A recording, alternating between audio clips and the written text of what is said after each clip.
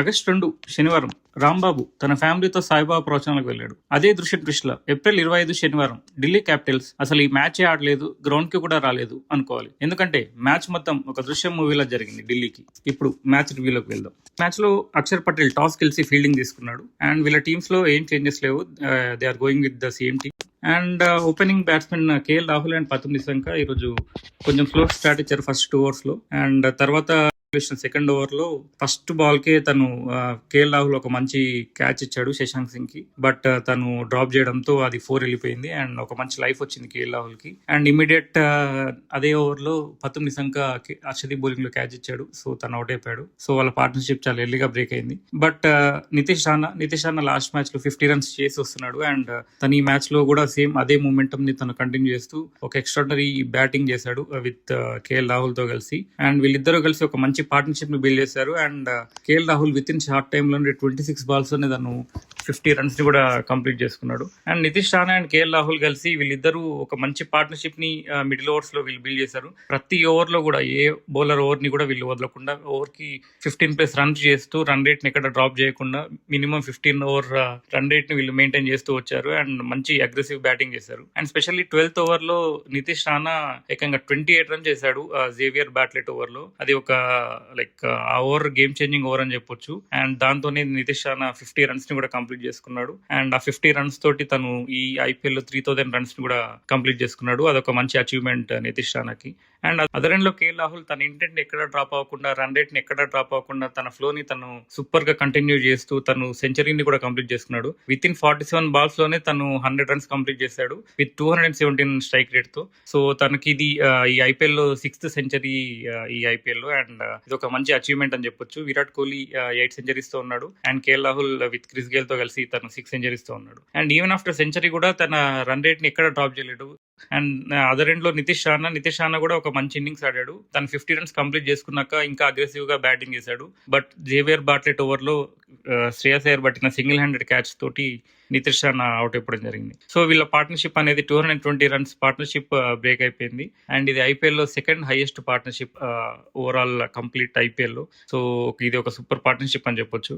And even after Nitish Rana wicket తర్వాత కూడా KL Rahul ఎక్కడ కూడా డ్రాప్ అవ్వలేదు. అండ్ తన సెంచరీ చేసిన తర్వాత కూడా తను సేమ్ అదే అగ్రెసివ్ ని కంటిన్యూ చేస్తూ తను 150 runs ని కూడా కంప్లీట్ చేసుకున్నాడు. ఇది ఒక క్రేజీ అచీవ్మెంట్ అని చెప్పొచ్చు. First Indian batsmen to complete 150 runs in IPL and second Indian batsmen to complete 150 runs in T20s అని చెప్పొచ్చు. అండ్ 152 runs తో కేఎల్ రాహుల్ థర్డ్ పొజిషన్ లో ఉన్నాడు ఇండియన్ గా. అండ్ సో సో టోటల్ గా వీళ్ళు 264 runs చేశారు 2 wickets తోటి. And KL Rahul 152 runs and Nitish Rana 91 runs. Majority runs వీళ్ళే చేశారు. అండ్ పంజాబ్ కింగ్స్ బౌలింగ్ లో ఎవరు అంత మంచి బౌలింగ్ వేయలేదని చెప్పొచ్చు. సో అందరూ చాలా రన్స్ ని లీక్ చేశారు. సో విత్ 265 runs టార్గెట్ తో బ్యాటింగ్ వచ్చిన ప్రభ్సిమ్రన్ సింగ్ అండ్ ప్రియాంశ్ ఆర్య, అసలు వీళ్ళు నిన్న బ్యాటింగ్ చూస్తుంటే ఈఏ స్పోర్ట్స్ లో క్రికెట్ ఆడుతున్నట్టే ఉంది. ఈజీ మోడ్ లో పెట్టుకొని 6s and 4s కొడితే ఎలా ఉంటుందో అలానే ఉంది. నిన్న కంప్లీట్ మ్యాచ్ మొత్తం వీళ్ళు అలానే ఆడారు. పవర్ ప్లే లో వీళ్ళు ఆడుతున్న మ్యాచ్ చూస్తుంటే ఇది మ్యాచ్ ఆడుతున్నామా వీడియో గేమ్ ఆడుతున్నామా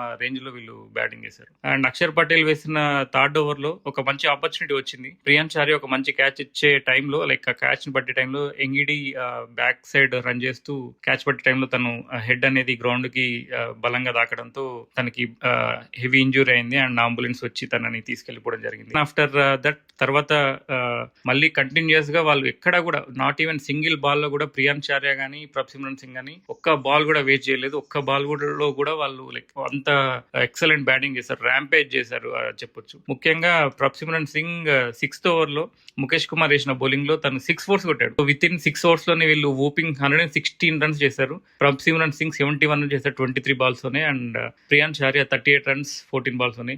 సో వీళ్ళు complete power play like target ని like half of the target ని విత్ ఇన్ పవర్ ప్లే లో వీళ్ళు కంప్లీట్ చేశారు. సో ఈవెన్ ఇమీడియట్ గా పవర్ ప్లే తర్వాత అక్షర్ పటేల్ బౌలింగ్ లో ప్రియాంశ్ ఆర్య అవుట్ అయిపోవడం జరిగింది. సో వాళ్ళకి ఒక మంచి బ్రేక్ వచ్చింది. అండ్ ఇమీడియట్ గా కుల్దీప్ యాదవ్ వేసిన ఓవర్ లో ఒక మంచి లైక్ ప్రభ్సిమ్రన్ సింగ్ సెట్ అయిన బ్యాట్స్మెన్ ని తను LBW చేసి అవుట్ ఒకటే అవుట్ చేశాడు. అండ్ ఇమీడియట్ గా వచ్చిన కూపర్ కర్నూలిని కూడా క్లీన్ బౌల్ చేశాడు. సో వీళ్ళకి ఇమ్మీడియట్ 3 వికెట్స్ పడిపోవడంతో కంప్లీట్ మూమెంటం అనేది చేంజ్ అయింది అండ్ కంప్లీట్ మూమెంటం అనేది ఢిల్లీ వైపు వచ్చింది. సో ఆ టైంలో వచ్చిన శ్రేయస్ అయ్యర్ ఈరోజు ఒక మంచి స్టార్టింగ్ నుంచి ఒక మంచి ఇన్నింగ్స్ ఆడాడు. ఎందుకంటే స్కోర్ అనేది చాలా ఎక్కువ ఉండడంతో తను ఫస్ట్ బాల్ నుంచి అగ్రెసివ్ గా వెళ్లాల్సి వచ్చింది.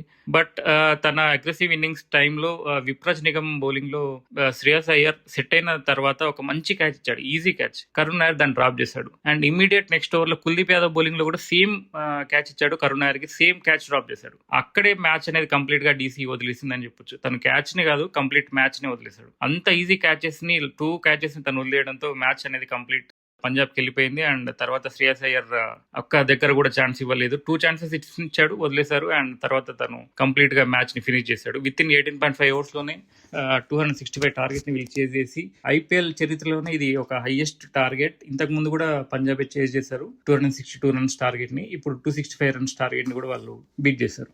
అండ్ పంజాబ్ బ్యాటర్స్ లో prions Arya 43, Simran 76, Shreyas Iyer finishing 71 runs తో వీళ్ళు ఒక మైండ్ మార్వెలస్ బ్యాటింగ్ చేశారు వీళ్ళు. అండ్ ఢిల్లీ బౌలింగ్ లో ఎవరు అంత మంచిగా బౌలింగ్ చేయలేదు, అందరూ రన్స్ లీడ్ చేశారు. పాయింట్స్ టేబుల్ విషయానికి వస్తే పంజాబ్ ఈ సీజన్ లో ఒక్క మ్యాచ్ కూడా ఓడిపోకుండా వాళ్ళు 13 పాయింట్స్ తో టేబుల్ టాపర్స్ గా ఉన్నారు. ఒక మ్యాచ్ కేకేఆర్ తో రెయిన్ వల్ల డ్రాప్ అయింది, బట్ ఆల్ మ్యాచెస్ వీళ్ళు విన్ అయ్యారు. అండ్ డీసీ 6th పొజిషన్ లో ఉన్నాడు ఈ 6 పాయింట్స్ తోటి. సో సూపర్ నాట్ తోటి ఈ మ్యాచ్ లో కేఎల్ రాహుల్ కి ప్లేయర్ ఆఫ్ ద మ్యాచ్ ఇచ్చారు. తను 152 రన్స్ చేసి ఒక మంచి ఇన్నింగ్ సెట్ చేశాడు. సో తనకి ప్లేయర్ ఆఫ్ ద మ్యాచ్ ఇచ్చారు. సో ఈ సీజన్ లో పంజాబ్ టీమ్ ని ఇప్పటివరకు ఓవర్ ఓడించలేదు అండ్ ఖచ్చితంగా వాళ్ళు ఈ సీజన్ ఖచ్చితంగా ఫైనల్లో 100% ఉంటారు. అండ్ ఈ సీజన్ లో ఎవరైతే పంజాబ్ టీం ఓడిస్తారో ఖచ్చితంగా మోస్ట్లీ వాళ్ళే టాప్ 2 లో కూడా ఉండొచ్చు అని అనుకుంటున్నాను. ఎందుకంటే అంత స్ట్రాంగెస్ట్ టీం పంజాబ్ ఈ సీజన్ లో. సో ఈ రివ్యూ ఇంతటితో ఆపేద్దాము, మళ్ళీ రేపటి రివ్యూతో కలుద్దాం.